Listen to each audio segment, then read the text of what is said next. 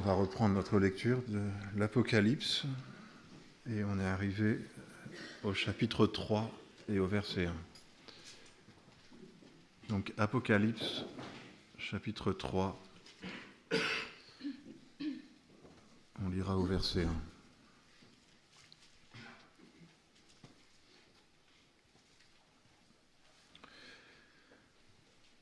Écrit à l'ange de l'église de Sardes. Voici ce que dit celui qui a les 7 esprits de Dieu et les 7 étoiles. Je connais tes œuvres. Tu as le renom d'être vivant, mais tu es mort. Sois vigilant et affermis le reste qui allait mourir, car je n'ai pas trouvé tes œuvres parfaites devant mon Dieu. Rappelle-toi donc comment tu as reçu et entendu la parole. Garde-la et repens-toi. Si tu ne veilles pas, je viendrai comme un voleur, et tu ne sauras point à quelle heure je viendrai te surprendre. Cependant, tu as à Sardes quelques hommes qui n'ont pas souillé leurs vêtements. Ils marcheront avec moi en vêtements blancs, parce qu'ils en sont dignes.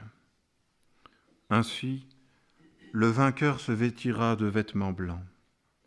Je n'effacerai pas son nom du livre de vie, et je confesserai son nom devant mon Père et devant ses anges.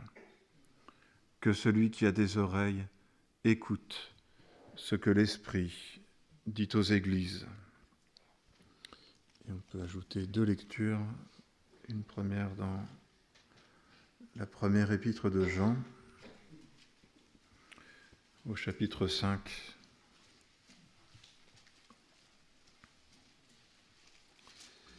« 1 Jean 5,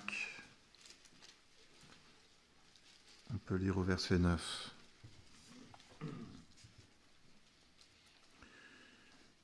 Si nous recevons le témoignage des hommes, le témoignage de Dieu est plus grand.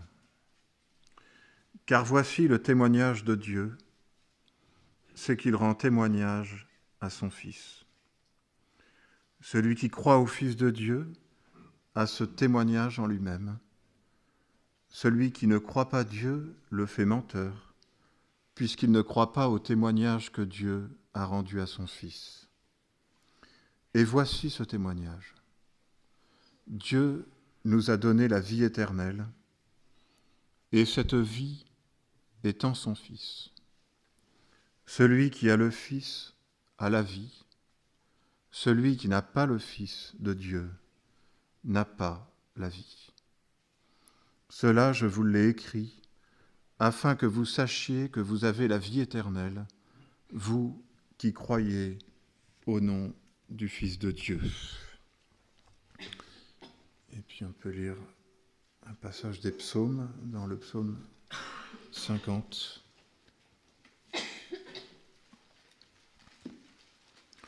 Psaume 50 au verset 7.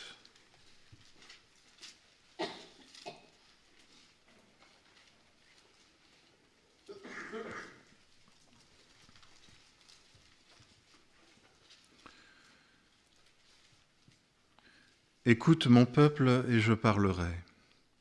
Israël, et je témoignerai contre toi. Je suis Dieu, ton Dieu. Ce n'est pas pour tes sacrifices que je te fais des reproches. Tes holocaustes sont constamment devant moi. Je ne prendrai pas un taureau de ta maison, ni des boucs de tes bergeries. Car tous les animaux de la forêt sont à moi, toutes les bêtes des montagnes par milliers. Je connais tous les oiseaux des montagnes, et tout ce qui se meut dans les champs m'appartient. Si j'avais faim, je ne te le dirais pas, car le monde est à moi, et tout ce qui le remplit. Est-ce que je mange la chair des taureaux? Est-ce que je bois le sang des boucs? On sacrifice à Dieu, offre la reconnaissance.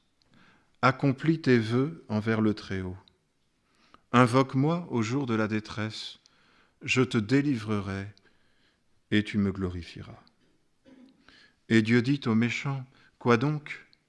Tu énumères mes prescriptions et tu as mon alliance à la bouche, toi qui détestes l'instruction et qui jettes mes paroles derrière toi.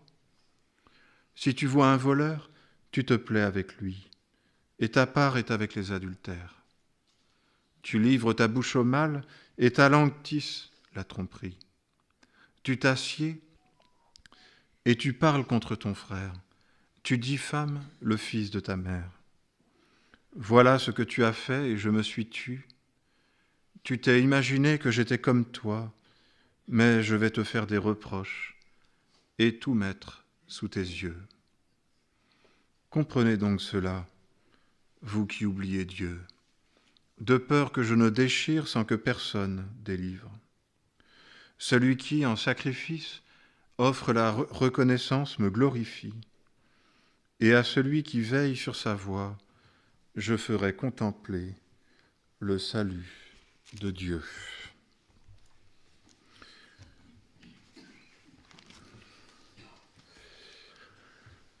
Voilà.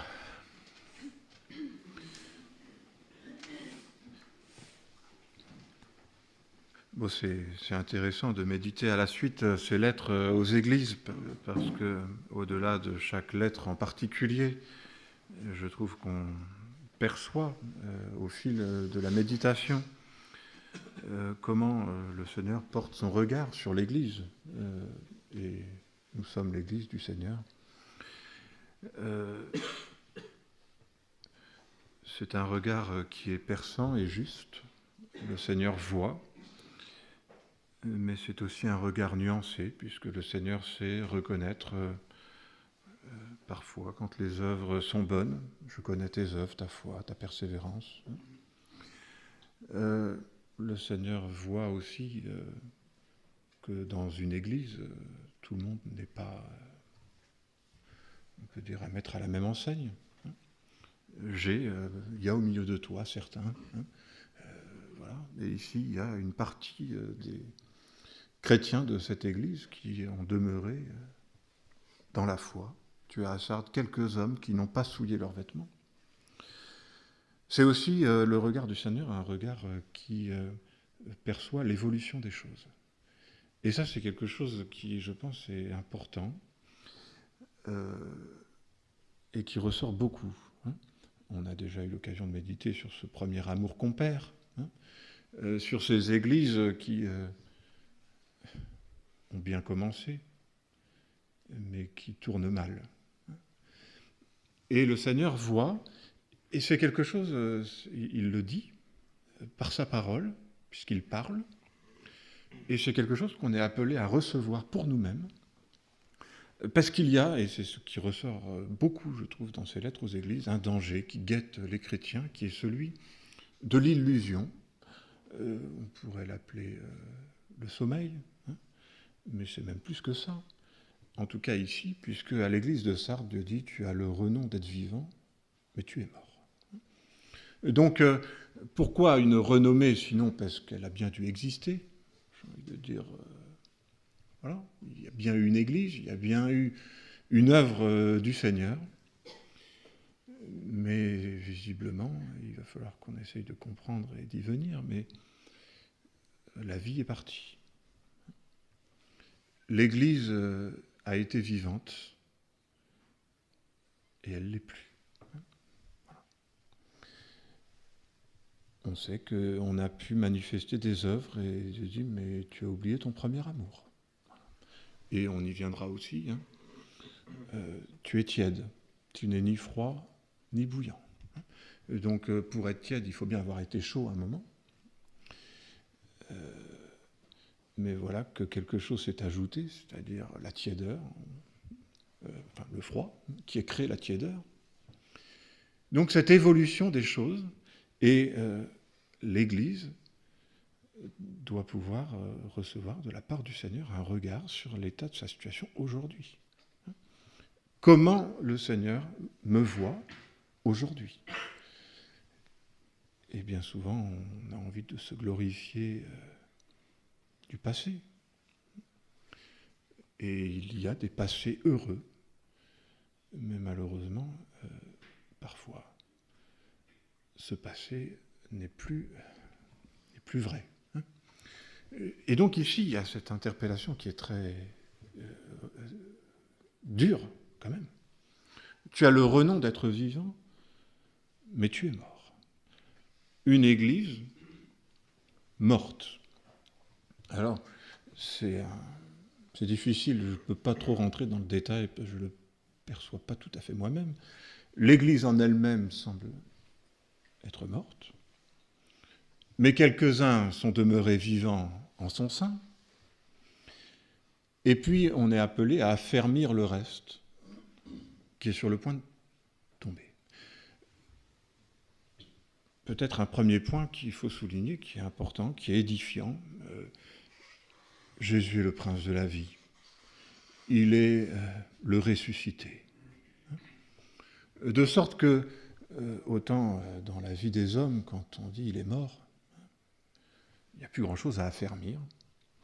Il ne reste plus qu'à faire signer l'acte de décès. Dans l'Église, on va y venir peut-être dans ma vie personnelle, quand je suis amené à ce constat, mais ça y est, je suis mort, je vis plus. J'ai encore entendu cette semaine, la parole ne me parle plus. Elle m'a parlé, elle ne me parle plus. Voilà. Tu étais vivant, tu es mort. Eh bien, il y a, parce que c'est la parole, au moment même où j'entends, tu es mort, il y a un appel qui me dit « vis ». On retrouve ça, c'est une toute petite digression, mais « réveille-toi, toi qui dors, relève-toi d'entre les morts ». J'ai un fils qui dort beaucoup, et qui est dur à réveiller le matin. C'est pas le réveil c'est la maman qui le réveille. Je dis ça parce que comment on le réveille ? On le réveille en lui disant « réveille-toi ». Donc, de lui dire « réveille-toi », c'est le réveiller. Voilà. Et quand, dans mon cœur, j'entends « réveille-toi », je peux saisir que le Seigneur me parle, que le Seigneur déjà agit pour me réveiller. Et quand, je dirais, j'entends le Seigneur me dire « mais tu es mort », réveille-toi d'entre les morts, vis, affermis ce qui est sur le point de tomber. Ce n'est pas quelque chose que je dois recevoir comme un constat médecin légiste. Il est mort. Mais comme la parole de celui qui m'aime, qui est le ressuscité, qui a le pouvoir de m'arracher de la puissance de la mort, pour me faire vivre. Et donc ce message est un message malgré tout, bien que douloureux, et il faut parfois entendre des messages douloureux, un message qui est plein d'espérance. Une espérance qui repose sur la victoire du Seigneur Jésus-Christ. Mais donc, ce constat, tu es mort, dans un contexte qui est celui d'une renommée, c'est pour ça le piège de l'illusion, un regard extérieur sur l'Église, ici c'est l'Église. Il y a encore des rencontres, il y a encore des réunions, il y a encore des rassemblements. On le dit, c'est la vie de l'Église. Donc, peut-être qu'il y a des œuvres. Si on fait ça, c'est quand même que la vie, c'est une Église qui vit. Voilà, c'est pas terminé. Et le Seigneur, on sait tout ça, l'homme regarde à ce qui frappe les yeux, et Dieu regarde au cœur. Et il se pourrait que dans une Église, où on continue, et je pense qu'on a été averti sur tout ça déjà, on en a largement parlé, je ne veux pas trop le souligner, mais c'est le piège de la structure. La structure est en place, l'organisation est là, la raison juridique subsiste, mais la vie est partie, et des fois elle est déjà partie depuis longtemps. Tu as le renom d'être vivant, mais tu es mort. Mais une Église qui est morte nous oblige à nous interroger. Qu'est-ce qui faisait qu'elle était vivante ? Elle était vivante parce que les pierres qui la constituaient étaient vivantes. Édifiez-vous comme des pierres vivantes pour former une maison spirituelle. Ce qui fait la vie de l'Église, c'est la vie de ses membres, de sorte que dire que l'Église est morte, c'est dire à ses fidèles, vous n'avez plus la vie en vous-même. Et bien sûr, on passe de cette interpellation générale à quelque chose qui est personnel. Est-ce que je suis vivant ? Qu'est-ce qui me confirme que je suis vivant ? J'ai pu l'être. Je peux peut-être en avoir la renommée, mais je ne l'ai plus. Et c'est pour ça qu'on arrive à ce message si simple, mais si important, bien sûr, passer l'Évangile. Voici le message. Celui qui a le Fils a la vie, et celui qui n'a pas le Fils n'a pas la vie. Est-ce que, et c'est d'ailleurs le rappel qui est fait, rappelle-toi donc comment tu as reçu et entendu la parole. Quand je me suis converti, je n'avais encore rien fait. Je n'avais pas fait d'œuvre. Peut-être que si à ce moment-là j'avais fait des choses, c'était des péchés, parfois des grands, des mauvaises œuvres. Mais le Seigneur s'est révélé à moi, il m'a révélé l'amour qui est en Jésus-Christ. Il a tant aimé le monde qu'il a donné son Fils afin que quiconque croit ait la vie éternelle et ne périsse pas. Le message, le dépôt, ce qui fait la vie, le trésor de l'Église, c'est cette annonce de l'Évangile prêchée dans l'Église, mais présent dans les cœurs. Celui qui a le Fils a la vie. Celui qui n'a pas le Fils n'a pas la vie. Le jour où j'ai donné mon cœur au Seigneur, je suis passé de la mort à la vie. Je suis devenu une pierre vivante et j'ai trouvé ma place dans l'Église. Et ça, j'en suis où aujourd'hui ?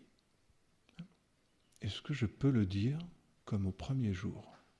Ou est-ce que maintenant que la vie est passée, défile, que mes préoccupations évoluent, je ne suis plus à l'Église que comme étant présent de corps. Quand le peuple s'approche de moi, il m'honore de la bouche et des lèvres, mais son cœur est loin. Je peux avoir été ramené à la vie par cette foi que le Seigneur a déposée dans mon cœur, mais m'être laissé gagner. Priscille a prié en disant que la parole porte du fruit. Mais on sait la parabole du semeur. On sait que la parole peut parfois germer, mais faute d'être demeurée sur un terrain favorable, la graine soit est enlevée, soit se dessèche, et cette vie qui est dans la graine est quelque chose qui disparaît. Et si c'est moi, eh bien, et c'est l'autre aspect, il y a quelque chose de contaminant là-dedans. Ma mort communique la mort. Et l'Église, petit à petit, peut se retrouver à être cette structure qui rassemble des pierres sans vie et qui ne peut plus être source de vie.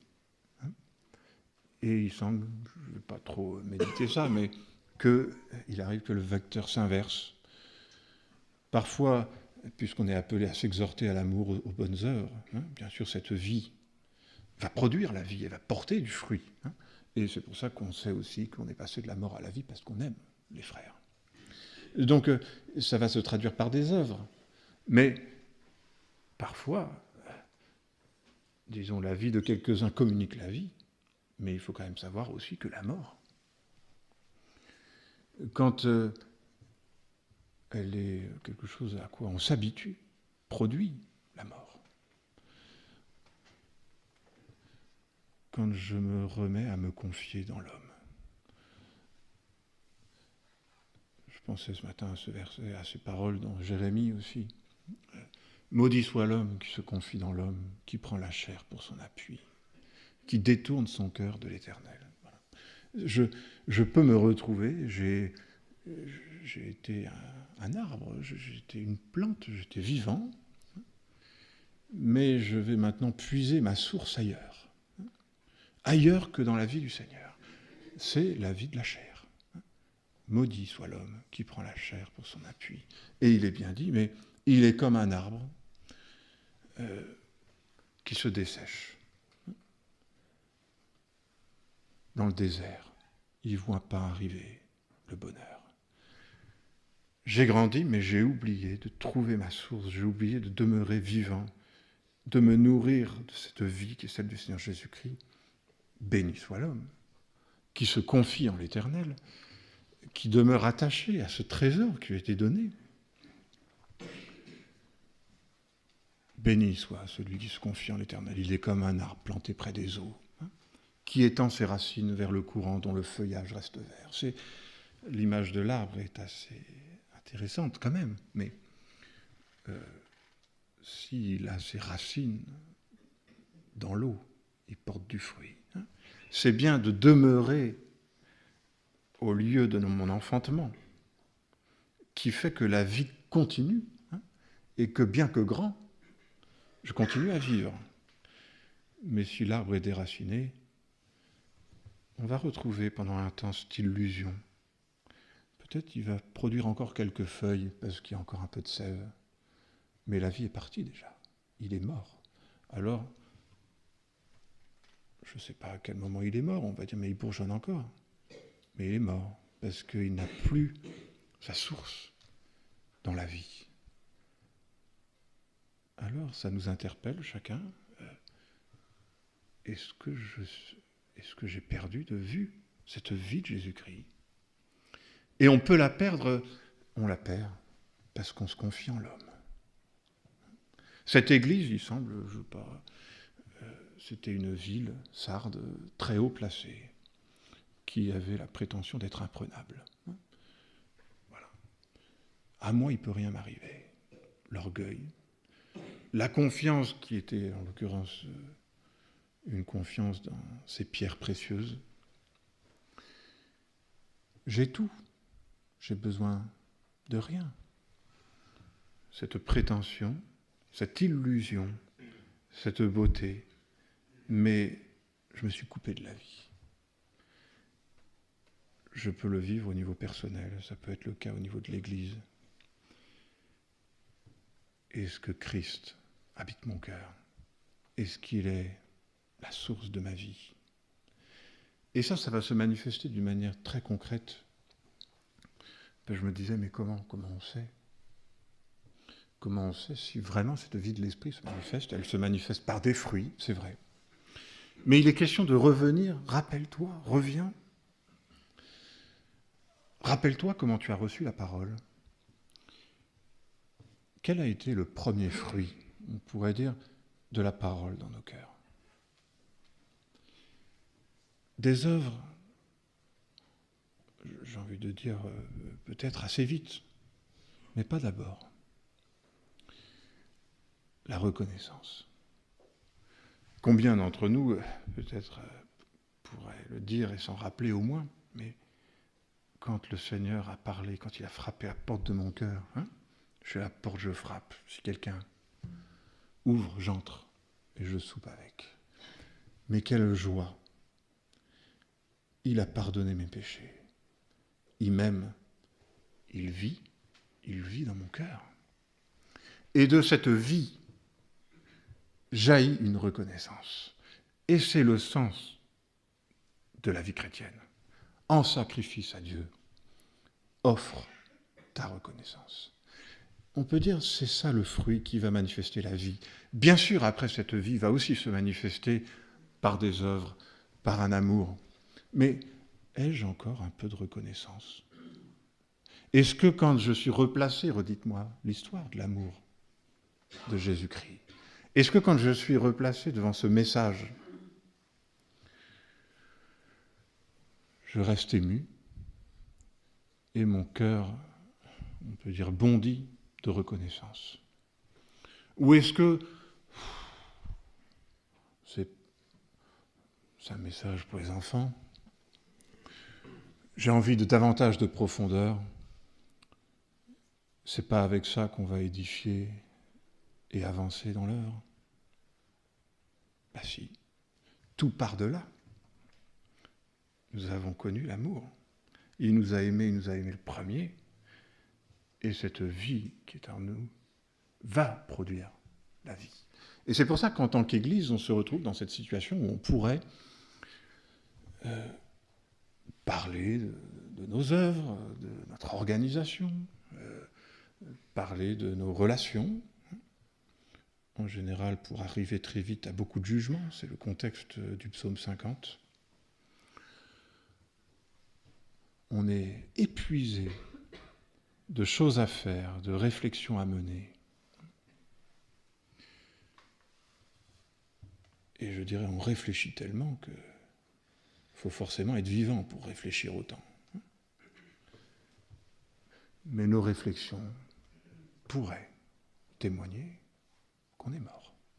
Tu as le renom d'être vivant, ça s'agite. Mais cette vie qui est à l'origine de toute chose, approchez-vous de lui, la pierre vivante. C'est lui la source. Reviens à cette confiance. Et de cette confiance, de cette vie, va se manifester ce premier fruit, je pense, la reconnaissance.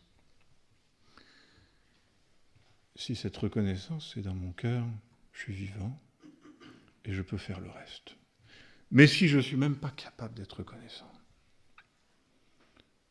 à quoi ça sert d'entretenir ma renommée, de maintenir la structure? Si, en tant qu'Église, c'est pas à moi de juger l'Église, c'est le Seigneur qui le fait, je suis de l'Église, je vous aime, et je trouve que ça manque pas de vie.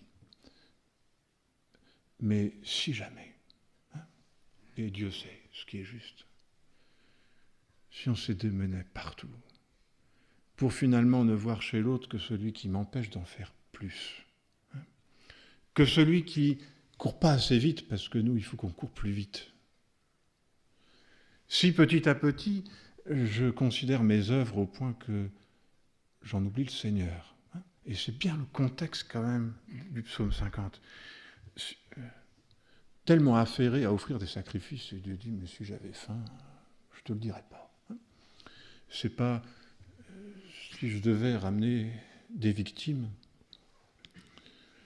j'irais les chercher dans la nature. J'ai pas besoin de ton service. J'ai pas besoin de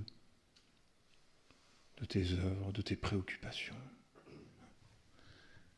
Ce que j'ai besoin, c'est de cette vie qui va produire une reconnaissance, qui est le fruit d'une connaissance du Seigneur Jésus-Christ.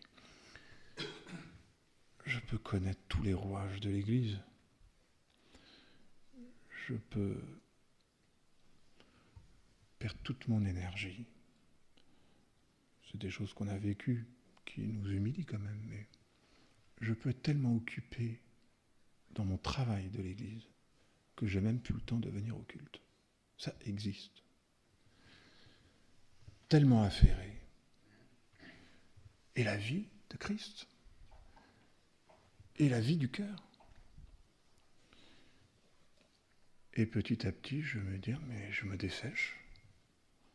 Et peut-être parfois, et on arrive à cette espèce d'illusion, je suis encore dans l'Église. L'Église, c'est l'Église de Dieu. Donc forcément, je suis vivant puisque je suis dans l'Église. Et en plus, je suis forcément vivant puisque je suis engagé dans l'Église. Mais tu es tellement engagé que tu es irrité tout le temps, que tu vois tout le temps ce qui ne va pas, que tu t'imagines que tu es indispensable. Et Dieu te dit, mais c'est pas ça qui compte. C'est la vie de Christ. C'est que le courant passe et que quelque chose se manifeste qui soit tout autre. Non pas le fruit de la chair, mais le fruit de l'esprit, la joie, la paix par le Saint-Esprit, la reconnaissance au Seigneur, l'amour, l'élan du cœur qui me conduit au Seigneur, qui me conduit à mon frère, parce que celui qui aime Dieu aime aussi son frère. Je peux tellement vite me perdre et me retrouver dans cette situation où, après avoir parlé, le Seigneur intervient, et il y a dans toute cette question des églises aussi la perspective du jour, du retour du Seigneur, dont on sait, parce que ça c'est Jésus qui l'a enseigné, que nul ne sait ni le jour ni l'heure, et qui viendra comme un voleur. Mais avant même ce jour, voyant son Église comme morte, le Seigneur peut venir comme un voleur, c'est-à-dire dans quelque chose qui va produire un effet de surprise. Et je pensais que j'étais vigilant, et je me rends compte que, on peut dire, c'est ça le voleur quand même, en fait je dormais, quoi. Et en fait, j'ai laissé le voleur rentrer. J'ai laissé le méchant me détruire. Quand l'Église, disons, se retrouve comme jugée, le Seigneur dit, je vais venir. Alors il n'est pas le méchant, il est le juste, mais il dévoile quand même quelque chose qui est de l'ordre d'un sommeil. Tu l'as pas vu venir. Pourtant le Seigneur te parlait. Et ça, combien de fois je reconnais pour moi-même. Je le reconnais à deux perspectives, la mort et la maladie. La mort qui frappe crée une telle surprise et un tel choc. Évidemment, c'est l'ennemi, bien sûr, mais quand même. Ça me trouble, ça m'atteint. Est-ce que ça ne montre pas que je ne vis pas que de Jésus-Christ, mais que je suis très affairé aux affaires du monde, aux préoccupations de la terre, au point que quand surgit une réalité qui quand même échappe à la vie des hommes, je suis complètement perdu. Mais si Christ vit dans mon cœur, je suis ferme, je suis renouvelé malgré l'épreuve et la faiblesse. Et c'est pour ça cette image du Seigneur qui vient, qui pénètre comme un voleur, et qui va faire quoi au fond? Va dévoiler la réalité. Je croyais que j'étais vivant. Voilà. Je croyais que mon espérance était sûre et solide. Et voilà qu'il y a eu tel événement, et je suis complètement perdu. Voilà. C'est donc que ma foi, certainement, n'est pas aussi solide que ce que j'avais pensé. Je me suis cru beaucoup plus vivant que ce que je l'étais en réalité. Voilà. Alors le Seigneur, à travers ces circonstances, me reprend, me corrige, m'appelle à la repentance, mais me donne cette vie. Et cette vie, on y revient, parce qu'il n'y a que là qu'on est appelé à revenir quand on parle de la vie. Il y en a quelques-uns qui ont demeuré avec un vêtement blanc. Quel est ce vêtement blanc? Sinon cette vie de Jésus-Christ. Sinon ce manteau de justice dont je suis appelé à me parer, à me vêtir, à le faire chaque jour. Ils ont lavé leurs robes, ils les ont blanchies dans le sang de l'agneau qui les a rachetés. Cette vie qui dépend de lui, qui ressent chaque jour. On est des hommes, on ne va pas se raconter des histoires. Je dirais, on n'aura pas tous les jours la même émotion que le premier jour. Mais on a quand même chaque jour le même besoin de vivre de lui, de se revêtir de lui, et de trouver en lui cette vie qui va me faire dire, mais quand je ferai tout le reste, si ce n'est pas par l'Esprit de Christ, ce ne sera qu'illusion, tromperie, et je vais m'abuser moi-même. Les faux raisonnements qui font que je m'abuse. Ah, mais je suis forcément vivant vu tout ce que je fais. Tu pourrais être dans l'Église et n'être plus vivant. Et tu pourrais même, je me le dis à moi, être dans une Église qui n'est elle-même plus vivante. Et parfois, le regard se tourne vers tel ou tel, peut-être plus humble. Peut-être, j'ai envie de dire, moins engagé. mais dont je vois bien qu'il a un vêtement blanc, qu'il est demeuré attaché à cette vie, que, peut-être plus humble, parce que c'est le mystère du choix de Dieu, peut-être plus humble, mais encore reconnaissant au Seigneur, encore attaché à son œuvre, peut-être ayant moins de choses à dire, mais pouvant dire la seule chose qui compte, il vit en moi. Et je peux tout par lui. Alors il y a quelque chose qui nous appelle et qui nous rappelle et qui sans doute nous invite parfois à nous repentir. Mais la question est très simple. Est-ce que tu vis ? Est-ce que tu as cette vie de Christ au fond de ton cœur ? Tu peux être un petit et l'avoir. Tu peux être un grand et être tombé dans le piège de l'illusion. Tromperie des hommes, aveuglement. Mais dans tous les cas, le Seigneur nous dit, relève-toi d'entre les morts et Christ t'éclairera. Alors, il y aurait beaucoup de choses à dire. Affermis le rêve qui est prêt de tomber. Je ne sais pas exactement comment on peut interpréter ce passage. J'ai du mal à ne pas penser que le Seigneur n'éteint pas le lumignon qui fume. Le reste qui est prêt de tomber, vous savez, ce bout de mèche qui reste, qui fait qu'on est presque mort, mais que le Seigneur peut encore souffler par son esprit et ranimer la flamme et la vie dans nos cœurs. Alors je peux dire, mais j'ai été tellement dans le piège de l'illusion que je ne sais même plus si je suis encore vivant vraiment. Mais je vais prendre soin d'affermir le reste. Et le reste, c'est une autre image, c'est Christ, le reste. Il peut vivre dans mon cœur. Il suffit de le demander et de le recevoir à nouveau par la foi. Le Seigneur veut parler à nos cœurs. Il veut nous ramener à la vie. Et je dirais, je termine vraiment avec ça, mais je trouve qu'il y a tout le temps ce chevauchement dans les lettres aux églises entre l'aspect d'église et l'aspect personnel. Et ceux qui ne vivent pas en général vont quand même être ceux qui critiquent. Et qui peut-être vont dire « Ah mais ça ne vit pas dans l'église ». En tout cas, c'est un peu le contexte du psaume 50. Ce sont les méchants qui ne vivent pas. Voilà. Et je peux critiquer et dire « Mais il n'y a pas de vie ». Peut-être qu'il en manque, certainement.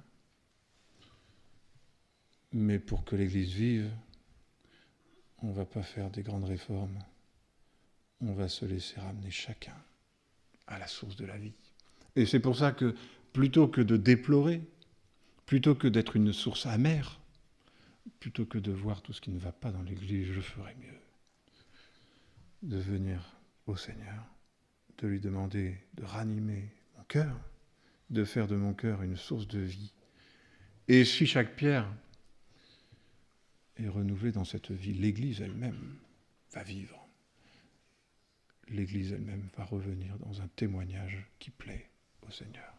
Et c'est pour ça, veillons à ça, je dirais, ce regard de reproche, qui est en général celui d'un cœur déjà bien triste, déjà bien froid, qui n'est pas le regard du Seigneur sur son peuple, bien que le peuple du temps du Seigneur était bien infidèle aussi. Et ce regard de celui qui a été réveillé par la vie de l'Esprit, et qui, plutôt que de se préoccuper de l'autre, va considérer le don de Dieu et manifester de la reconnaissance. Évidemment, on préfère être auprès de celui qui manifeste la reconnaissance que de celui qui est dur et qui est méchant. Alors, recevons cette vie du Seigneur, qu'elle soit renouvelée dans nos cœurs, pour le bien, notre bien à nous, et pour le bien de l'Église. Je vous invite à prier.